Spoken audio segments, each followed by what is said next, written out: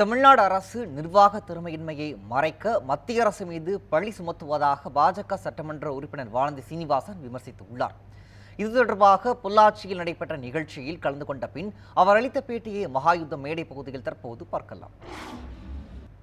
என்னென்னவெல்லாம் நிதி கமிஷன் ஒரு அளவீடு வச்சிருக்காங்க. ஒரு குறிப்பிட்ட வரி வருவாயில இத்தனை மத்தியத்துக்கு இத்தனை மாநிலத்துக்கு. இது இல்லாம தமிழகத்திலிருந்து கிடைக்கின்ற வரி வருவாயில எத்தனை கொடுக்கணுமோ அதை கொடுத்துறாங்க. அதுல பிரச்சனை இல்லை. ஆனா மத்திய அரசு நேரடியாக மக்களுக்கு உதவி செய்கின்ற திட்டங்கள் இருக்கு.